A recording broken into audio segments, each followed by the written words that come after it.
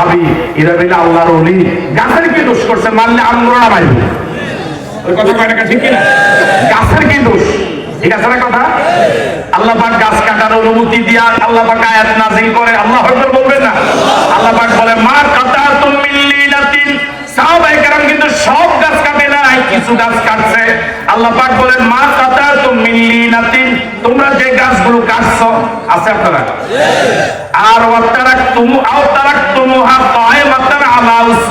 যে গাছগুলো তোমরা কাটো নাই বরং কাণ্ডের উপরে মূলের উপরে রেখে দিয়েছো, তাহলে সাহাবায়ে কেরাম কিছু গাছ কাটছে, অধিকাংশ গাছ কাটে নাই। আল্লাহ পাক বলে ফাবি ইজনিল্লাহ, গাছ কাটা তো আমি আল্লাহর অনুমতি আছে, গাছ রাখছো তা তো আমি আল্লাহর অনুমতি আছে। আর জোরে করে আল্লাহু আকবার। তাহলে গাছ কাটার মধ্যে আল্লাহর অনুমতি আছে না নাই? যখন জালেমের পতনের জন্য আন্দোলন হবে, সংগ্রাম হবে, তখন সামনে যা আছে সব শেষ। ঠিক আছে কথা? তাহলে গাছ কাটার অনুমোদন ইসলামে আছে না নাই? আছে। আল্লাহ রাব্বুল আলামিন বলেন গাছ কাটার অনুমতি কেন দিলাম? ওয়ালিউখজিয়াল ফাসিকিন, ওই ইহুদি বননজির গোত্র বাংকারে বসে বসে দাঁড়ানোর ফাঁক দিয়া, ঘরের ফাঁক দিয়া যখন দেখে আমার নিজের হাতে লাগানো গাছ কি চমৎকার গাছটা হয়ে গেল, ফুলে ফলে ভরা, যখন আমার সামনে কাটে একটা কোপ দেয়, মনে হয় গাছে দেয় না আমার কলজায় দেয়। কথা বলে ঠিক না? গোলা পানি যখন আসলে দৌড় দেয়, মনে হয় আসলে না কলজাটা লইয়া না জায়গা। ঠিক আছে না কথা? আল্লাহ পাক বলে ওয়ালিউখজিয়াল ফাসিকিন, ওদের চোখের সামনে গাছ কাটাইয়া আমি আল্লাহ ওদেরকে অপমান করাইছি। কি করাইছি? ওদেরকে বেইজ্জত করার জন্য, অপমান করার জন্য, পাপীদেরকে অপমানিত করার জন্য গাছ কাটার আল্লাহ কি দিয়েছে।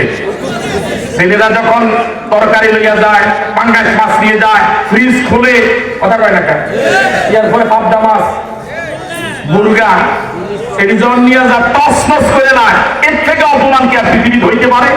এই কথা আল্লাহ পাক বলছেন ওয়ালিউখজিয়াল ফাসিকিন, পাপিষ্ঠ যারা, অপরাধী যারা, এই অপরাধীদেরকে এই গণভবন আমি ধ্বংস করাইছি, এই যুগে যুগে জালেমদের দেশকে আমি ধ্বংস করাইছি, তাদের অধঃপতন করাইছি, তাদেরকে অপমান করার জন্য।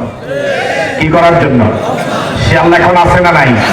আরো জোরে বলেন আছে না নাই? সুতরাং গোলামি করা লাগবে কার? আদর্শ মানা লাগবে মুহাম্মদুর রাসূলুল্লাহ। আমাদের প্রিয় বাংলাদেশ অপরাধ মুক্ত হোক, বৈষম্য দূর হোক, এটাকে আমরা চাই। তাহলে বাংলাদেশকে যদি অপরাধ মুক্ত বানাতে হয়, বৈষম্য মুক্ত বাংলাদেশ যদি করতে হয়, তাহলে আল্লাহর কোরআন এবং নবীর সুন্নাহর আইনের বিরোধী আইন ছাড়া বিকল্প কিছু নেই।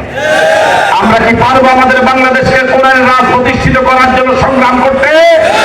আমরা কি চাই আমাদের বাংলাদেশ কোরআন দিয়ে চলুক? এটাকে চাই। কারা কারা চাই? দু হাত তুলে দেখান।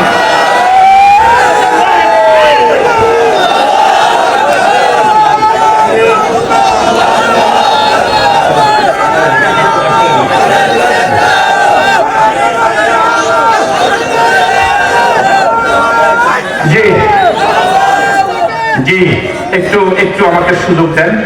আজকের প্রধান মেহমান, দেশ বরেণ্য আলেম দ্বীন, আন্তর্জাতিক খ্যাতি সম্পন্ন মুফাসসির কোরআন, বাংলাদেশ মাজলিসুল